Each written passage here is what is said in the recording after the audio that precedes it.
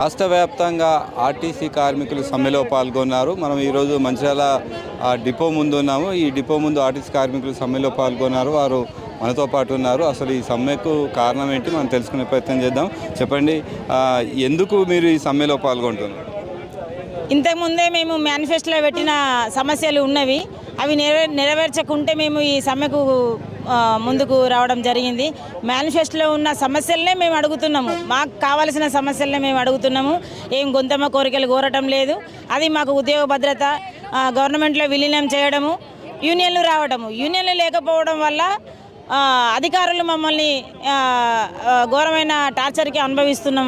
వాళ్ళది మేము రోజు డ్యూటీలలో పని భారం ఎక్కువైపోతుంది. పని గంటలు 8 గంటలు చేసేది 14 గంటలు చేసి దాదాపు 20 గంటల రంక వస్తున్నది. మాకు ఇన్కమింగ్ మహిళలమై ఉండి కూడా 8 గంటలకు ఇన్కమింగ్ అయ్యేది, 10 గంటలకు 11 గంటలకు ఇన్కమింగ్ అవుతున్నాము. ఇట్లా పని భారం బాగా అవుతున్నది మాకు. 50,000 మంది ఉన్నప్పుడు ఉన్న షెడ్యూల్స్ తిరగడం అదంతా ఇప్పుడు 39,000-39,000కి వచ్చింది. ఆ మైనస్ ఉన్న కార్మికుల శ్రమ అంతా మేము ఇప్పుడు మళ్ళీ దాన్ని మోసుకుంటూ మేము కష్టపడుతున్నాము. అందుకొరకు ఈ సమ్మె మాకు ఈ సమస్యలు పరిష్కరించే వరకు మేము ఈ సమ్మె కొనసాగిస్తూనే ఉంటాం. మంచిర్యాల డిపోకి సంబంధించిన విషయంలో ఎక్కువ పర్సెంట్ ప్రైవేటు బస్సులు నడుస్తున్నాయి. అంటే మీ సమ్మె విచ్ఛిన్నం చేయడానికి ప్రభుత్వం కూడా కుట్ర పన్నుతుంది. దీనికి మీరేం చెప్తారు? సమ్మె నడిపిస్తున్నారు, కానీ ప్రభుత్వానికి అర్థం కావాలి ఎంత లాస్ అవుతున్నది ఏంటిది అనేది ప్రభుత్వానికి అర్థం చేసుకోవాలి. ఎందుకంటే మేము ఒక బస్సుకి 40-50 వేల కలెక్షన్ తెస్తున్నాము. అలా 145 షెడ్యూల్స్ ఉన్నాయి. అవి అట్లా అంచనా వేసుకుంటే ఇప్పుడు ప్రైవేట్ డ్రైవర్లను పంపిస్తున్నారు. దాంట్లో ఇప్పుడు వాళ్ళు దోసుకునేది ఎంతో, అది కట్టేది ఎంతో ఏది తెలియదు. ప్రమాదాలు జరగడానికి కూడా అవకాశం ఉన్నది. ఇప్పుడు ప్రభుత్వానికి నష్టం వస్తుంది కాబట్టి వాళ్ళు అర్థం చేసుకోవాలి ఎట్లుంటుందని. వాళ్ళని పంపిస్తే ఎట్లుంటుంది, మాకు మా సమస్యలు తీర్చి మమ్మల్ని పంపిస్తే ఎట్లుంటుంది అనేది ప్రభుత్వం అర్థం చేసుకోవాలి. Thank you. మనతో పాటు POW మహిళా నాయకురాలు మంగా ఉన్నారు. చెప్పండి, కార్మికుల సంబంధించిన సమస్యలు తీర్చకపోగా ఈరోజు ఆర్టీసీ సమ్మెలో మాత్రం ఫ్రీగా ప్రయాణికులకు డబ్బులు లేకుండా తీసుకుంటామని చెప్పి డిపో మేనేజర్ చెప్తున్నారు. దీన్ని ఎట్లా చూస్తారు? ఎందుకు వీళ్ళ సమస్యలు పరిష్కరిస్తారు? ఇవాళ రాష్ట్ర వ్యాప్తంగా ఆర్టీసీ కార్మికులు తమ న్యాయమైన డిమాండ్ల కోసము సమ్మె శంఖారావాన్ని పూరించారు. న్యాయమైన డిమాండ్లు ఏంది? వాళ్ళకు శ్రమకు తగ్గ ఫలితం అడుగుతున్నారు, పని భద్రతని అడుగుతున్నారు, అధిక పని భారం ఏదైతే ఉందో అది తగ్గించాలని కోరుతూ ఉన్నారు. ఇవాళ ఈ సమస్యలన్నీ ప్రధానమైనటువంటి ఇవాళ రేవంత్ రెడ్డి కాంగ్రెస్ ప్రభుత్వము అనేకమైనటువంటి వాగ్దానాలు చేసి అధికారంలోకి వచ్చింది. గతంలో కేసీఆర్ ప్రభుత్వం ఉన్నప్పుడు 56 రోజులు సమ్మె చేస్తే ఆ సమ్మె ఫలితంగా నేటికి ఈ కార్మికులంతా మాతో సహా వీళ్ళందరి మీద కేసులు ఉన్నాయి. మేము ప్రజెంట్ కోర్టుకు హాజరవుతున్నాం. అంటే ఈ ఆర్టీసీ సంస్థను రక్షించేది ఈ కార్మికులు. ఇవాళ ఆర్టీసీ సంస్థ బతికుందంటే వీళ్ళ యొక్క శ్రమ ఫలితము. ఇవాళ ఏదన్నా సేవ చేయగలుగుతుంది ఈ తెలంగాణ రాష్ట్రంలో అంటే ఆర్టీసీ కార్మికులు ఈ యొక్క తెలంగాణ ప్రజలకు తమ సేవల్ని అందిస్తూ ఉన్నారు. అంటే ఇవాళ ఆకాశంలో ధరలు ఉంటాయి, అనేకమైనటువంటి కార్పొరేటు విద్య, వైద్యము ఇవన్నిటిని దృష్టిలో పెట్టుకొని వాళ్ళ కనీస పే స్కేల్ పెంచాల్సినటువంటి అవసరము లేనటువంటి, స్పృహలో కూడా లేనటువంటి రేవంత్ రెడ్డికి ఇవాళ సమ్మెను విఫలం చేసేటువంటి విఫల యత్నాలు చేస్తూ ఉన్నారు. మేము ఒకటే అడుగుతున్నాం, ఇలా ప్రైవేటు మేనేజ్మెంట్ని పిలిపించుకొని ఇక్కడ ఉన్నటువంటి బస్సు డిపో మేనేజర్ అనేక ప్రాంతాలకు సంబంధించినట్టు తెలంగాణ రాష్ట్రంలో ఈ ప్రయత్నం జరుగుతుంది కావచ్చు. వీళ్ళు ఏమడుగుతున్నారు? గొంతమ్మ కోరికలు కాదు. ఇందాక చెప్పారు, మీరు ఏదైతే ప్రైవేట్ వాళ్ళు ఏమైనా ఉచిత సేవలు అందిస్తారా?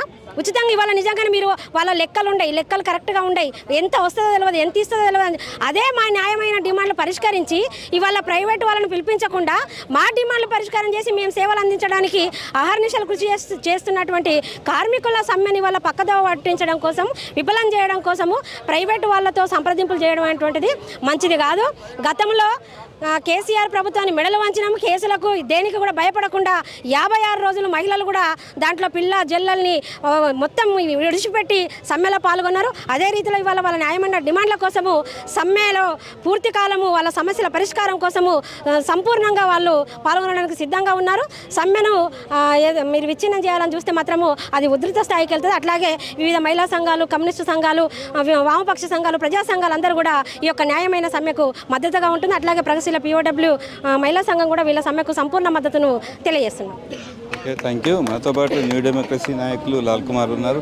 చెప్పండి, రాష్ట్ర వ్యాప్తంగా సమ్మె జరుగుతుంది. ఒకవైపు ప్రైవేట్ బస్సులను ప్రభుత్వం నడిపిస్తుంది, కార్మికుల సమస్యలను తీర్చకపోగా గత ప్రభుత్వంలో అంటే ప్రజలకు మాత్రం ఫ్రీగా సర్వీసులు ఇస్తున్నప్పటికీ కూడా కార్మికుల సమస్యలు పరిష్కరించకపోవడం పట్ల ఎట్లా చూస్తారు? ఇప్పుడు ఆర్టీసీ కార్మికుల సమ్మె కొత్త కాదు. కేసీఆర్ ప్రభుత్వం తలలు వంచి తెలంగాణ రాష్ట్రం సాధనలో ఆర్టీసీ కార్మికుల పోరాటం అగ్రభాగంలో ఉన్నారు. ఆ రోజు తెలంగాణ రాష్ట్రాన్ని ఆర్టీసీ కార్మికులు ఐక్యమత్యంతో తెలంగాణ రాష్ట్రాన్ని సాధించుకొని మా కష్టాలు తీరుతాయి, మా బాధలు తీరుతాయి, మాకు రావాల్సిన పెన్షన్స్ వస్తాయి, మాకు రావాల్సిన పిఆర్సీస్ వస్తాయి, మాకు రిక్రూట్మెంట్ వస్తాయి, మాకు గవర్నమెంట్ ప్రభుత్వంలో విలీనం చేసుకుంటుంది, కొత్త రిక్రూట్మెంట్ వస్తాయి, మా పిల్లలకు భవిష్యత్తు ఉందనే ఉద్దేశంతోనే ఆ రోజు తెలంగాణ రాష్ట్రం సాధన కోసం ఆర్టీసీ కార్మికులు ముక్తకంఠంతో ఉద్యమాన్ని కొనసాగించారు. కానీ ఆ రోజు కేసీఆర్ ప్రభుత్వం ఏదైతే ఆర్టీసీ కార్మికులు న్యాయం చేయకుండా ఈరోజు ఏదైతే రేవంత్ రెడ్డి ప్రభుత్వం వాళ్ళు రాసుకున్న మేనిఫెస్టోలో, అంటే వీళ్ళు కొత్తగా అడగట్లేదు, మీరు రాసుకున్న మేనిఫెస్టోలో ఏవైతే రాసుకున్నారో ఆ రాసుకున్న వాటిని అమలు చేయడానికి మాత్రమే ఆర్టీసీ కార్మికులు కోరుతా ఉన్నారు. కానీ ఈరోజు ఆర్టీసీ కార్మికులు కనబడకుండా ఈరోజు ప్రైవేట్ వాళ్ళకు అప్పచెప్పడానికి, ప్రైవేట్ వాళ్ళకు మొత్తం కూడా కాంట్రాక్ట్ ఇవ్వడానికి ఈరోజు కాంగ్రెస్ ప్రభుత్వం చూస్తూ ఉంది. అందులో భాగంగా ఆర్టీసీ కార్మికులు అనేక సందర్భాల్లో చర్చలు జరుగుతున్న సందర్భాల్లో వాళ్ళ చర్చలకు సఫలం కాకుండా విఫలమవుతున్న సందర్భాలు కనబడుతున్నాయి. ఎందుకంటున్నామంటే ఎవరికి లేకుండా కమిటీలు, ఏ కమిటీ లేకుండా ఈరోజు ఆర్టీసీ కార్మికులకు కమిటీ వేసి వీళ్ళకి న్యాయం చేస్తామంటే మీరు కాలయాపన చేయడం కోసం, కమిటీల పేరుతో కాలాన్ని వెల్లదీయడం కోసం మీరు ప్రయత్నం చేస్తున్నారు. వాళ్ళు కోరిన గొంతెమ్మ కోరికలు కావు, న్యాయమైన డిమాండ్లు. వాళ్ళు ఏదైతే మమ్మల్ని ఆర్టీసీలో విలీనం చేసుకోండి, ఏదైతే ప్రైవేట్ వాళ్ళకి అప్పచెప్తున్నారో ప్రైవేట్ వాళ్ళని వెంటనే ఆపేయాలి, మాకు రావాల్సిన పిఆర్ఎస్ రెండు రావాలి, ఆ రెండింటిని కూడా అమలు చేయండి అని కోరుతా ఉన్నారు. అంతేకాదు మాకు ఏదైతే తెలంగాణ రాష్ట్రం రాకముందు మీరు మేనిఫెస్టో రాసుకున్న వాటిని అమలు చేయండి అని కోరుతున్నారు. వాళ్ళ న్యాయమైన డిమాండ్లను పరిష్కరించే దిశగా కాంగ్రెస్ ప్రభుత్వం ఆలోచించకపోతే ఖచ్చితంగా సిపిఎంఎల్ డెమోక్రసీ పార్టీ ఆర్టీసీ కార్మికులు అండగా ఉంటుంది. వాళ్ళ న్యాయమైన డిమాండ్ల సాధన కోసం వాళ్ళు ఎంతైతే పోరాటం చేస్తారో వాళ్ళ పోరాటానికి అగ్రభాగంలో ఉండి వాళ్ళకు రాత్రుల్లో టార్చర్ లెక్కల సిపిఎంఎల్ డెమోక్రసీ పార్టీ తోడ్పడుతుంది. ఆర్టీసీ కార్మికులు ఆ న్యాయమైన డిమాండ్లు సాధించే వరకు తమ పోరాటాన్ని ముక్తకంఠంతో మడమ తిప్పకుండా రాజీ లేని పోరాటం ద్వారానే ఖచ్చితంగా మన డిమాండ్ల పరిష్కారాన్ని సాధించుకోగలుగుతాం. అట్లా మీరంతా కలిసి ఐక్యంగా ఉండాలని, మన డిమాండ్ల సాధన కోసం మనమంతా ముందుకు పోవాలని కోరుతా ఉన్నాను. Thank you. దాంతోపాటు ఐఎఫ్టీ నాయకులు శ్రీనివాస్ ఉన్నారు. చెప్పండి, తెలంగాణ రాష్ట్రం ఏర్పడింది కానీ ఆర్టీసీ కార్మికుల సమస్య మాత్రం తీరట్లేదు, దీనికి మీరేం చెప్తారు? ఈ అర్ధరాత్రి నుంచి తెలంగాణ రాష్ట్రంలో ఒక కీలక రంగమైనటువంటి రవాణా రంగంలో ఉన్నటువంటి ఆర్టీసీ కార్మికులు సమ్మె చేస్తూ ఉన్నారు. ఈ సమ్మెను ఐఎఫ్టీ రాష్ట్ర కమిటీ బలపరుస్తుంది, సంపూర్ణ మద్దతును ప్రకటిస్తూ ఉంది. అయితే తెలంగాణ రాష్ట్రం వస్తే మన సమస్యలన్నీ పరిష్కరిస్తాయని ఆనాడు అగ్రభాగాన కార్మిక వర్గం, ఆర్టీసీ కార్మిక వర్గం తెలంగాణ రాష్ట్ర ఉద్యమంలో పాల్గొన్నది. అనేక కేసులను కూడా ఎదుర్కొని ఆనాడు నిలబడ్డది. కానీ 12 సంవత్సరాలు అవుతుంది. 12 సంవత్సరాల కాలంలో కేసీఆర్ ప్రభుత్వంలో 52 రోజుల సమ్మె చేశారు. ఈ కాలంలో అనేక కేసులను ఎదుర్కొన్నారు, కానీ సమస్యలు పరిష్కరించలేదు. ఆనాడు ప్రభుత్వంలో విలీనం చేస్తామనేటువంటి ఒక ప్రకటన తప్ప అదనంగా ఏం చేయలేదు. ఆ ప్రభుత్వానికి వ్యతిరేకంగానే ఆ ప్రభుత్వం ఇచ్చినటువంటి హామీలను అమలు చేయలేదు కనుక, స్వరాష్ట్రం వచ్చినా కూడా కార్మికుల సమస్యలు పరిష్కరించలేదు కనుక ఆనాడు కార్మిక వర్గం కాంగ్రెస్ పార్టీని గెలిపించింది. అదేవిధంగా టీఆర్ఎస్ ప్రభుత్వాన్ని ఓడగొట్టింది. ఈ 2.5 సంవత్సరాల కాలంలో కాంగ్రెస్ ప్రభుత్వం ఆనాడు ఎన్నికల సందర్భంగా లేదు, పాదయాత్రల సందర్భంగా ఆర్టీసీ కార్మికుల సమస్యలు పరిష్కరిస్తాం మేము, అదేవిధంగా ప్రభుత్వ ఉద్యోగులుగా గుర్తిస్తాము, వాళ్ళ వేతనాలు పెంచుతామని ఆనాడు ప్రకటించింది, వాగ్దానం చేసింది. 2.5 సంవత్సరాల కాలంలో కార్మికులకు సంబంధించిన సమస్యల ఫైలు ఒక ఇంచు కూడా ముందుకు పోలేదు. పైగా గతం కంటే రిటైర్మెంట్ వాళ్ళ స్థానంలో రిక్రూట్మెంట్లు లేవు, పని భారం పెరిగింది. అదేవిధంగా రిట్రెంచ్మెంట్లు, సస్పెండ్లు, చిన్న విషయాలు కూడా వాళ్ళ పని భారం పెరిగి వాళ్ళ మీద శిక్షలు చేస్తున్నటువంటి ఒక పరిస్థితి ఉంది. అదేవిధంగా ఇంకో పక్క ఇవాళ ఎలక్ట్రికల్ బస్సులు తీసుకొచ్చారు. ఎలక్ట్రికల్ బస్సులకి ఇవాళ ఆర్టీసీ కార్మికులు కానీ ఎవరు కానీ వ్యతిరేకం కాదు. ఇవాళ మీరు ఖర్చు తగ్గించుకోవడంలో ఇంకో దానికో తెచ్చుకుంటే అభ్యంతరం లేదు. కానీ దాన్ని ఇవాళ ప్రైవేట్ సంస్థలకు ఇస్తున్నారు. తద్వారా ఇవాళ ఉద్యోగ భద్రత లేదు. అదేవిధంగా ప్రభుత్వ ఉద్యోగులు ఇవాళ దీంట్లో ఆర్టీసీ కార్మికులు పర్మనెంట్ వాళ్ళు పెరగరు. కేవలం ప్రైవేట్ రంగాన్ని యొక్క వాళ్ళ లాభాల కోసం వాళ్ళ కోసం మాత్రం ఉపయోగపడుతుంది తప్ప కార్మికులకు ఉపయోగపడే విధంగా లేదు. ఇప్పటికే ఒక 30% కిరాయి బస్సులు ఇవాళ ఆర్టీసీలో నడుస్తున్నట్టు పరిస్థితుంది. అందుకే ఒక పక్క ప్రైవేటీకరణ విధానాలు అమలు చేస్తుంది. గత ప్రభుత్వం ఏం చేసిందో ఈ ప్రభుత్వం అదనంగా ఎలక్ట్రికల్ బస్సులు తెచ్చి కూడా ప్రైవేటీకరణ చేస్తున్నటువంటి ఒక పరిస్థితుంది. అదేవిధంగా కార్మికుల సమస్యలు ఇవాళ మొత్తం ప్రభుత్వ రంగ సంస్థల్లో తెలంగాణ రాష్ట్రంలో అతి తక్కువ వేతనాలు ఎవరన్నా అంటే ఆర్టీసీ కార్మికులు. తక్కువ వేతనాలు, ఎక్కువ శ్రమ దోపిడీ, రిట్రెంచ్మెంట్లు, సస్పెండ్లు ఇవన్నీ ఒక నిర్బంధ పద్ధతుల ద్వారా, బానిస పద్ధతుల ద్వారా ఆర్టీసీలు ఇవాళ పనిచేపిస్తున్నారు కార్మికుల్ని. అందుకే మేము కోరేటువంటిది, మీరు తక్షణం ఈ సమస్యలు పరిష్కరించండి.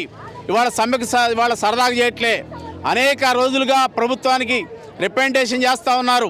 మీరు ఇచ్చిన హామీలను అమలు చేయలేదు, కొత్తగా ఏం కోరటం లేదు. కానీ అందుకే ఇవాళ అనివార్యంగా ఇవాళ సమ్మెలోకి దిగారు. మీరు కమిటీలు వేయటం కాదు, కమిటీలు కాలయాపనకు పనికొస్తాయి తప్ప పరిష్కారం కోసం కాదు.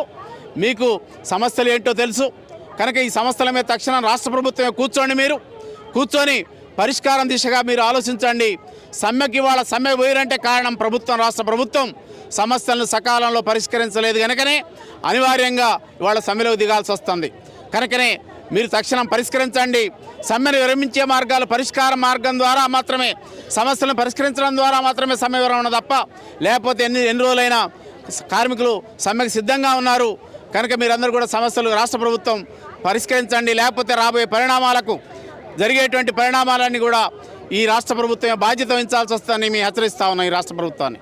Thank you. మొత్తానికి తెలంగాణ వ్యాప్తంగా మొత్తం ఆర్టీసీ కార్మికుల సమస్యలు పరిష్కరించేందుకు సమ్మెలో పాల్గొంటున్నారు. మొత్తానికి చూసుకున్నట్టయితే ఆర్టీసీ కార్మికులు తెలంగాణ రాష్ట్రం ఏర్పడిన తర్వాత కూడా ఆర్టీసీ కార్మికుల సమస్యలు మాత్రం తీరడం లేదు. ఖచ్చితంగా మేము ఈ సమస్యలు తీరేంత వరకు మాత్రం ఆర్టీసీ కార్మికుల సమ్మెలో పాల్గొంటాము. తెలంగాణ ఆర్టీసీ కార్మికుల జేఏసీ తరఫున మాత్రం ఖచ్చితంగా సమ్మెలో ఎలాంటి నిరసన తెలపడానికైనా, ఎలాంటి పోరాటం చేయడానికైనా మేము ముందుంటామని చెప్పి మనతో పాటు ఆర్టీసీ కార్మికులు తెలిపారు. కెమెరామెన్ సమయతో శ్రీనివాస్, ANS, మంచాల నుండి.